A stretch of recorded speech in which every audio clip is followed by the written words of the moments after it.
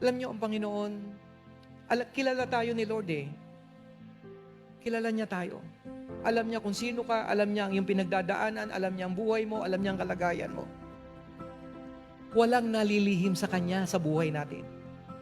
Pero pag nakita niya yung great desire, yung matinding pagnanasa na yan, ito tandaan mo, hindi palalagpasin ng Diyos yung matinding pagnanasa mo sa Kanya, bibigyan Kanya ng magandang encounter sa Kanya, sa iyong buhay.